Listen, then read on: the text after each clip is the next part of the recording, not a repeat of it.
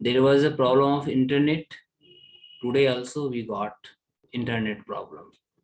तो दोनों दिन समस्याएं हमारे सामने आ गई। शाम में थोड़ा सा नेटवर्क बहुत ज्यादा बिजी होता है, everyone uses, that's why this is the problem. Okay, there must not be problem, we will discuss everything in deep. ठीक है, तो आवाज सभी को जा रही है? Yes sir. हाँ सर। नेटवर्क प्रॉब्लम शाम में होता है, इस समय सब लोग फ्री होते हैं, सब लोग यूज करते हैं, हम लोग पढ़ते हैं, तो समस्याएं तो होगी थोड़ा बहुत। कोशिश करूंगा कि समस्या आगे ना हो। ओके, तो हम अभी बात कर रहे थे खासतौर पे इंटर स्टेट काउंसिल का। ठीक है, और इंटर स्टेट काउंसिल में हमने बताया कि इंटर स्टेट काउंसिल की जो कंपोजिशन होता है उसमें प्राइम मिनिस्टर देश के होते हैं, राज्यों के मुख्यमंत्री होते हैं, यूनियन टेरिटरीज के मुख्यमंत्री होते हैं, तथा 6 ऐसे मिनिस्टर को रखा जाता है, 6 ऐसे कैबिनेट मिनिस्टर्स के रैंकर्स होते हैं। रैंकर्स का मतलब होता है they can exercise their eligibility age to be the cabinet minister status. ठीक है, तो जिनके पास कैबिनेट मंत्री बनने की जो क्वालिफिकेशंस होता है उस तरह से के मंत्री को 6 लोगों को इसकी सदस्य बनाई जाती है। लेकिन finally what we can say, finally इस पूरे मैटर में जो हमारा इंटर स्टेट जो काउंसिल होती है इसमें क्या होता है कि जो हमारा प्रधानमंत्री होते हैं, प्राइम मिनिस्टर होते हैं, यही इसका चेयरमैन होते हैं। ये भी आप याद रखिएगा, इसका चेयरमैन ही होते हैं हमारा प्रधानमंत्री। ठीक है, तो प्रधानमंत्री ही इसका चेयरमैन हो जाते हैं खासतौर पे इस काउंसिल का। अब इस आधार पर हम देखें तो इसमें बहुत सारी हमें चीजों को और स्टडी करने की आवश्यकता है। लाइक दैट, सबसे पहले जो हमारे एक काउंसिल होता है इंटर स्टेट जो हमारा काउंसिल है, इसकी कुछ जो होती है ड्यूटीज होता है जिसको परफॉर्म करती है। ठीक है, तो इसका कुछ ड्यूटीज है जिसे इसे परफॉर्म करना होता है। पहला क्या होता है कि to investigate and discuss such subject, वैसे विषयों को या तो इन्वेस्टिगेट करेगी या डिस्कशन करेगी जो हम कह सकते हैं वन और more of the states have common interest. जो मान लिया जाए कि एक राज्य से अधिक, या जैसे मान लिया बिहार और यूपी का डिमांड है, इसके अलावा कुछ और राज्य कहता है कि नहीं बिहार यूपी का जो डिमांड है वह डिमांड जायज है, हमें भी ये चीज प्राप्त होना चाहिए, मैं भी इसके लिए फाइट करूंगा। ठीक है, तो यहाँ पर क्या हुआ कि एक या एक से अधिक राज्यों की जो इंटरेस्ट है या डिमांड जो है वो दोनों को क्या हो गया, बराबर हो गए। तो ऐसी परिस्थिति में यदि किसी भी प्रकार के रिकमेंडेशन प्रोविजंस आते हैं तो वैसे परिस्थिति में जो हमारी गवर्नमेंट होगी, प्रधानमंत्री जो होंगे, वह इंटर स्टेट काउंसिल का क्या करेंगे, बुलाहट मतलब कह सके बैठक करेंगे। ठीक है, और उस पर हर चीजों को जांच होगी, डिस्कशन होगी, और फाइनल जो उनके डिमांड होगा उसको फुलफिल करने की कोशिश करेंगे। दूसरी महत्वपूर्ण बात क्या होगी, दूसरा जो ड्यूटीज होगा क्या होगा, तो सेकंड ड्यूटी जो होगी कि इसमें रिकमेंडेशंस को दिया जाएगा, और वो जो रिकमेंडेशंस होगी वह मुख्य रूप से वैसे सब्जेक्ट्स को लेकर के होगा जो हम कह सकते हैं कि किसी भी प्रकार के जो हम पॉलिसी का निर्माण करते हैं तो वह स्ट्रेटजिकल पॉलिसी विथ कोऑर्डिनेशन होना चाहिए। यानी जो भी हम पॉलिसी बना रहे हैं राज्यों को देखते हुए बनाना होगा, ना कि हम यहाँ पर जो हमारा आर्बिट्ररी फॉर्म होती है जिसको हम मनमानी कहते हैं, तो मनमानी करने से यहाँ पर कुछ होने वाला नहीं है, बल्कि यदि इस तरह के कोई प्रोविजंस होते हैं, ऐसे कुछ चीजें होती हैं, तो in respect of that particular states what they expect as per the provisions and recommendations, why they are fighting. Okay, तो these types of resolution must be passed, these types of resolution must be taken by our chairman of this council। Okay, तो जैसे मान लीजिए इसको हम दूसरे तरह से एग्जांपल में समझाता हूँ। जैसे कुछ ऐसे राज्य, जैसे हम अपना बिहार को ही मानते हैं, तो अभी भी हमारे बिहार में क्या है कि यदि हम शिक्षा एजुकेशन की बात करें, हेल्थ की बात करें, इंडस्ट्री की बात करें, तो ये सारे जो हमारे पास सेक्टर्स हैं, सारे सेक्टर्स में अभी भी हम बहुत ज्यादा बैकवर्ड हैं, बहुत ज्यादा हम पिछड़े हुए हैं। ठीक है, तो यदि किसी प्रकार के हमारा सेंट्रल गवर्नमेंट कोई रेजोल्यूशन लाती है, कोई रिकमेंडेशन लाती है जो यहाँ की जो जनसंख्या है उसको भली भांति नहीं होता या उसके अनुरूप नहीं होता है, तो वैसे परिस्थिति में क्या होगा, तो वैसे परिस्थिति में बिहार की जो हमारी सरकार होगी, गवर्नमेंट होगी, वह डिस्प्यूट करेगी। ठीक है, वह ऑब्जेक्ट करेगी, और फाइनली केंद्र सरकार यहाँ की जो लोगों की जो स्वायत्ता हो सकता है, लोगों की जो डिमांड हो सकता है, उनकी जो अथॉरिटीज हो सकते हैं, वो सारे चीजों को स्टडी करने के बाद फाइनली क्या करेगा, वो रिकमेंडेशन या बिल को पारित करेगा, फिर फाइनली वो काम करेगी। तीसरा जो महत्वपूर्ण बात होगा, डायरेक्ट मैं ओरल बोलते जा रहा हूँ, आप कहेंगे तो मैं लिखवा भी दूंगा, ठीक है, बोल करके मैं लिखवा दूंगा। तीसरा जो इसमें सबसे महत्वपूर्ण बात होगी वो होगी कि यह खास तौर पे वैसे जो दूसरे तरह के जो मैटर्स हो जाएंगे उसको यह डेलिबरेटली डिस्कशन करेगा जो हमारा जनरल इंटरेस्ट का होगा। जनरल इंटरेस्ट का मतलब होता है कि जो हर व्यक्ति तथा हर सरकार तथा हर सिस्टम के लिए वह मतलब उपयुक्त होता है। तो वैसी चीजों को लेकर के जो भी हमारे स्टेट्स हैं वे स्टेट्स डिस्कस कर सकते हैं हमारे चेयरमैन से कि नहीं ये हर मतलब कह सकते हैं बेसिक नीड की श्रेणी में आ सकता है या कह सकते नॉन बेसिक नीड की श्रेणी में आ सकता है, इसलिए इस पे हम चर्चा करना चाहेंगे। इसके अलावा भी हम कह सकते हैं कि इस आधार पे भारत सरकार ने भारत की जो हमारा पूरा का पूरा जो ओवरऑल जो हमारा एडमिनिस्ट्रेशन है, इस एडमिनिस्ट्रेशन को सरकार ने अनेक भागों में तोड़ा। वह अनेक भाग में हमारा 5 जो होता है वो 5 पार्ट्स में भारत की यानी सेंट्रल गवर्नमेंट जो है हमारी एडमिनिस्ट्रेशन को उन्होंने डिस्ट्रीब्यूट किया है। और इसी को 5 जो पार्ट्स में जो इसको डिस्ट्रीब्यूट किया गया है इसको हम लोग मुख्य रूप से बोलते हैं जोनल काउंसिल। आप नाम सुना होगा, ठीक है, तो इसको हम लोग क्या बोलते हैं, जोनल काउंसिल, ठीक है। अब जोनल काउंसिल के आधार पर ये हमारे यहाँ क्या होती है, एडमिनिस्ट्रेशन होती है। भारत के जितने भी हमारा टेरिटरीज हैं ये सारे टेरिटरीज को क्या करते हैं, हम एक जोनल काउंसिल के आधार पर इसको हम पूरा का पूरा एडमिनिस्ट्रेट करते हैं। और एक क्या है, तो सबसे पहले हम जोनल काउंसिल की बात करें तो आपको पता होना चाहिए कि जोनल काउंसिल हमारा एक स्टैट्यूटरी बॉडी है, ठीक है। This is a statutory body, this is not a constitutional body. Statutory body का मतलब होता है कि जो हमारा पार्लियामेंट है तो संसद के द्वारा एक स्पेशल प्रोविजंस के आधार पर एज पर द नीड, जब हमें जरूरत महसूस की गई, जैसा कि हम इतिहास बताता हूं आपको कि हमारे भारत में जिस तरह से फेरा के नाम आपने सुना होगा, ठीक है, फिर भारत में बना फेमा के भी आपने नाम सुना होगा, है ना, foreign exchange regulatory act, foreign exchange management act. अब इस दोनों के बावजूद भी हम कह सकते हैं कि भारत में जो मनी लॉन्ड्रिंग की जो समस्या थी, ब्लैक मनी की जो समस्या थी, इस पे पूर्ण रूप से कंट्रोल हम नहीं कर पा रहे थे। साथ ही साथ कह सकते हैं कि राउंड ट्रिफलिंग का जो मामला था यह पूर्ण रूप से स्पष्ट नहीं हो पाया था।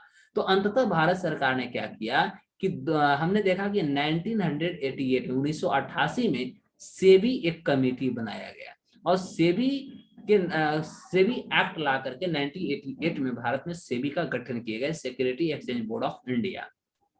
और इस समय जो थी यह मुख्य रूप से नॉन स्टैट्यूटरी बॉडी का रूप लाया गया, क्योंकि एक स्पेशल जो प्रोविजन थी उस प्रोविजन के आधार पर हमने देखा कि मुख्य रूप से सेबी का गठन कर दी गई। लेकिन व्हाट वी गॉट फाइनली, लेकिन हमने देखा कि अंततः भारत सरकार ने 1992 में क्या किया कि यह सेबी को स्टैट्यूटरी का जो स्टेटस होता है इसको दे दिया। मतलब क्या हुआ कि देश के संविधान के अनुरूप हमारी जो पार्लियामेंट थी, पार्लियामेंट संविधान के अनुरूप एक ऐसी संस्था का गठन किया जो संविधान के हर भावनाओं को मानेगा, कहीं भी उसको डिप्राइव्ड नहीं करेगी, कहीं भी उसको वायलेट नहीं करेगी, ठीक है। और जो भी हमारी एक्सपेक्टेशंस है, चाहे हमारा इंटीग्रिटी का हो, चाहे हमारा सोवरेनिटी का हो, चाहे हमारा यूनिटी का हो, चाहे हमारा जो डेमोक्रेसी, इतनी बड़ी जो हमारी डेमोक्रेसी है, ठीक है, तो इसको अनेकों प्रकार से हम कैसे मेंटेन कर सकते हैं।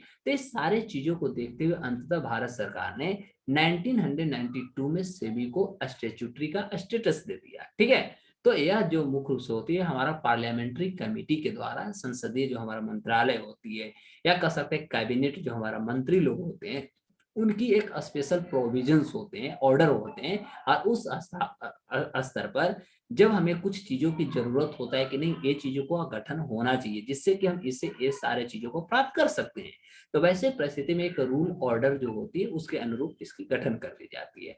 तो उसी आधार पर भारत में जो एडमिनिस्ट्रेशन था, इस एडमिनिस्ट्रेशन को तय करने के लिए गवर्नमेंट ऑफ इंडिया ने क्या किया कि जोनल काउंसिल का निर्माण कर दिया। और इस आधार पे तो सबसे पहला हमने क्या बताया कि जोनल काउंसिल जो होता है, जोनल काउंसिल हमारा एक स्टैट्यूटरी बॉडी है, यह हमारा कॉन्स्टिट्यूशनल बॉडी नहीं। कॉन्स्टिट्यूशनल का मतलब होता है जिसके विचार संविधान में ऑलरेडी निहित है या जिसका संविधान में मेंशन किया गया है, चाहे वो आर्टिकल में हो, चाहे वो किसी कह सकते हैं पार्ट में हो या कहीं शेड्यूल में उसके लिए बात की गई हो, तब वो हमारा कॉन्स्टिट्यूशनल पार्ट होता है। अदरवाइज वो कॉन्स्टिट्यूशनल पार्ट नहीं होगा, वह या तो नॉन कॉन्स्टिट्यूशनल पार्ट होगा या तो स्टैट्यूटरी पार्ट होगा या नॉन स्टैट्यूटरी पार्ट होगा। मीनिंग क्लियर हो गई यहाँ तक? सबको समझ में आया तो यस, न समझ में आया तो नो, सीधे बोलना है। Yes sir. Yes, yes, sir.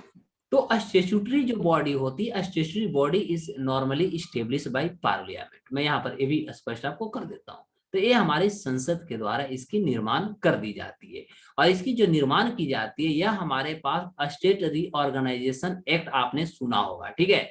तो स्टेट जो हमारा रीऑर्गेनाइजेशन एक्ट जो हुआ था 1956 में, 1956 में, इसके अनुरूप हम कह सकते हैं कि अंततः जोनल काउंसिल का निर्माण किया गया। तो देखेंगे यहाँ पर तीन तरह से हमने आपको क्वेश्चंस को डिस्क्राइब किया। सबसे पहला जोनल काउंसिल। तो जोनल काउंसिल हमारा एक स्टैट्यूटरी बॉडी है, किसके द्वारा इसकी बनाई जाती है, तो हमारा पार्लियामेंट बनाती है, और ये पार्लियामेंट किसके अनुरूप बनाती है। तीसरा क्वेश्चन है, तो स्टेट रीऑर्गेनाइजेशन एक्ट 1956 जो हमारा लॉ है, इस आधार पर हमारे यहाँ जोनल काउंसिल का निर्माण किया जाता है, ठीक है। अब प्रश्न होता है कि इस आधार पे हम कह सकते हैं कि जो हमारा एडमिनिस्ट्रेशन या जोनल काउंसिल है, जोनल काउंसिल को 5 भागों में बांट दिया गया है, जिससे कि हम देश की जो हमारा पूरा जो जियोग्राफिकल जो टेरिटरीज है, इस टेरिटरीज को हम बहुत अच्छे से एडमिनिस्टर कर सकें। अब प्रश्न होता है, आप लोग कलम कॉपी लेकर सब लोग तैयार हो जाइएगा, मैं ओरल बोलूंगा, आप लोग को लिखना पड़ेगा, ठीक है। तो इसमें हम 5 भागों को हम स्टडी करने वाले हैं, यानी 5 जो हमारे पास मुख्य रूप से यहाँ पर जोनल काउंसिल को हम स्टडी करेंगे। सबसे पहला जो हमारा जोनल काउंसिल होगा, वह हमारा होगा नॉर्थर्न जोनल काउंसिल। ध्यान देंगे, पहला कौन होगा, नॉर्दर्न, ठीक है, नॉर्दर्न जोनल काउंसिल। अब नॉर्दर्न जो हमारा जोनल काउंसिल है, इसकी जो हेड क्वार्टर है, ठीक है, ये हेड क्वार्टर इसकी कहाँ है, न्यू दिल्ली। तो ये आपसे एग्जाम में पूछता है, इतना डीप तो नहीं पूछेगा, लेकिन जरूर पूछेगा कि भारत की जो एडमिनिस्ट्रेशन है वह कितने जोनल में बांटा गया है। तो कितने में बांटा गया है सर, 5 में। Is it okay. और सबसे पहला हम पढ़ेंगे नॉर्दर्न जोनल काउंसिल, जिसका हेडक्वार्टर न्यू दिल्ली है। इसमें कौन कौन से राज्य आ जाएंगे, मैं ओरल बोल दूं, आप लिख सकते हैं। Yes, sir. चलिए तो फटाफट लिखते हैं, मैं ओरल बोल रहा हूं। लिखेंगे जम्मू एंड कश्मीर, हरियाणा, पंजाब, हिमाचल प्रदेश, राजस्थान, दिल्ली, चंडीगढ़।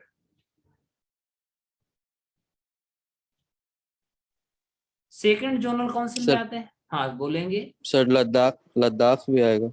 हाँ तो जम्मू कश्मीर में जब है तो लद्दाख तो आएगा ही। हाँ सही बात है, यूनियन टेरिटरीज में अब सर सेपरेट हो गया ना हाँ हाँ सॉरी, ध्यान में नहीं रहा, सॉरी, ठीक है।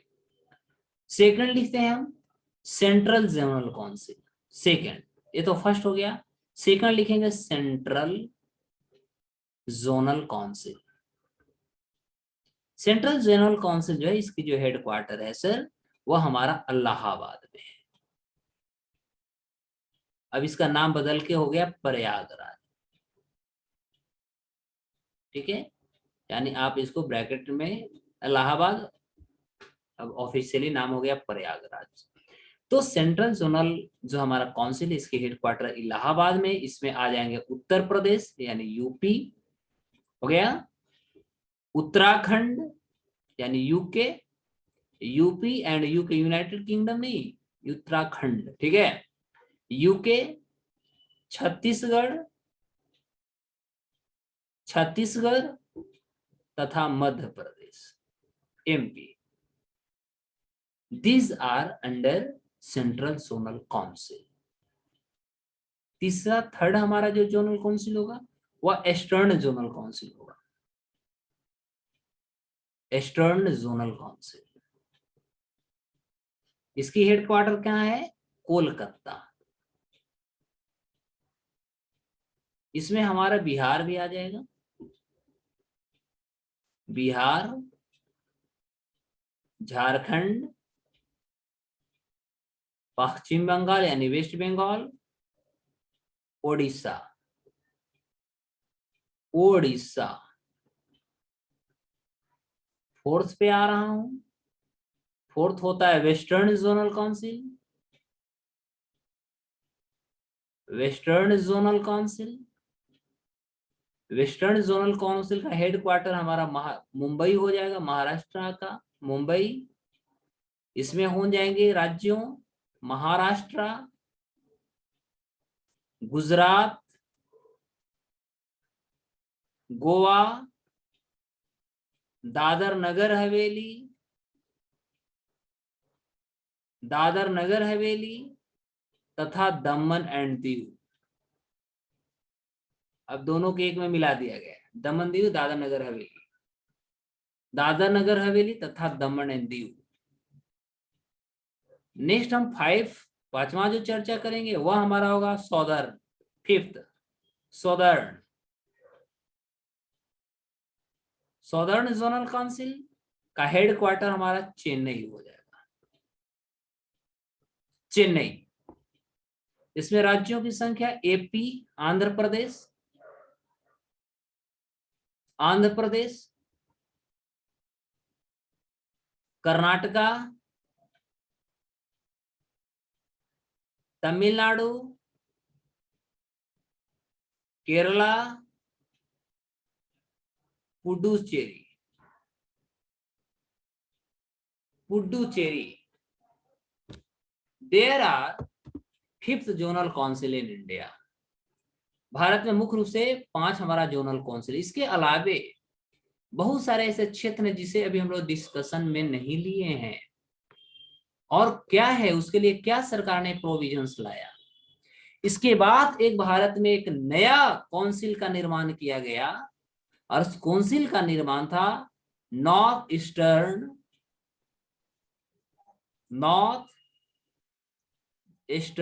Council. North eastern council actually it was established in 1971। तो इसको बारे में हम थोड़ा लैंग्वेज में आपको करा देता हूं। तो नॉर्थ ईस्टर्न जो काउंसिल थी, it was created by north eastern states, यानी भारत के जो उत्तरी पूर्वी जो राज्य हैं, जिसके बारे में हम बार बार अपने माननीय प्रधानमंत्री के मुंह से सुनते हैं कि यदि देश का भारत को जब भी डेवलपमेंट करना है, यदि इंडिया को एक रिकॉग्नाइज करनी है एक डेवलप नेशन के रूप में, तो जितने भी हमारे पास नॉर्थ ईस्टर्न जो स्टेट्स हैं उन्हें हमें पहले डेवलप करना हो। इसके अलावे हम बात कर सकते हैं कि जब एपीजे अब्दुल कलाम साहब भारत के राष्ट्रपति थे, तो उन्होंने भी इस स्टेटमेंट को दिया था। उन्होंने स्टेटमेंट थोड़ा सा दूसरे तरह से दिया था। उन्होंने कहा था कि if we want an educated India और developed India, first Bihar must be developed and educated. This quotation was quoted by former late president of India mister APJ Abdul Kalam sahab. APJ Abdul Kalam साहब जब प्रेसिडेंट थे उन्होंने इस शब्द को इस्तेमाल किया था, और आज यही कारण भी हो सकता है कि वर्तमान की जो हमारा प्रदेश है, इसको लेकर के गवर्नमेंट हमारी जो है कहीं न कहीं जो हमारा पूर्वी राज्य, उत्तरी पूर्वी जो राज्य हैं, इस पे मुख्य रूप से वो कहीं न कहीं ध्यान दे रही है। और अभी आपने देखा भी होगा कि सिक्किम जो पूरा के पूरा एक पहाड़ी क्षेत्र है, पर्वतीय क्षेत्र है, वहां पर हमने देखा कि जो भारत में अभी तक हमने देखा था कि केसर की खेती मात्र कहां होती है, जम्मू एंड कश्मीर। सुना होगा आपने। ये पहली ऐसी इतिहास होती है कि भारत के सिक्किम में इसको एक प्रैक्टिकल फॉर्म कर सकते हैं, इनिशियली लिया गया था, जो जम्मू कश्मीर से एज अच्छा प्रोडक्टिविटी वहां पर देखा गया। जितने भी प्रकार के, जितने हम ग्रीनरी की बात कर रहे हैं, तो उस फील्ड में भी हम देख रहे हैं कि चाहे उत्तर प्रदेश हो, बिहार हो, बंगाल हो, असम हो, ये सारे चीजों पे भारत सरकार का सबसे ज्यादा फोकस है। तो अब हम बात करते हैं नॉर्थर्न ईस्टर्न जो हमारा काउंसिल थी, यह मुख्य रूप से जो नॉर्थ ईस्ट वाले जो स्टेट्स हैं, मुख्य रूप से उनको देखते हुए, उनको अलग से हम कह सकते हैं प्रायोरिटी देते हुए 1971 में 1971 में नॉर्थ ईस्टर्न काउंसिल का निर्माण किया जा चुका है। इसमें जो बहुत सारे जो राज्य हैं वह हमारा है असम, मणिपुर, मिजोरम, अरुणाचल प्रदेश, एपी, वहां पर भी हमने एपी देखा, यहां आंध्र प्रदेश था, ठीक है, अरुणाचल प्रदेश, नागालैंड, मेघालय,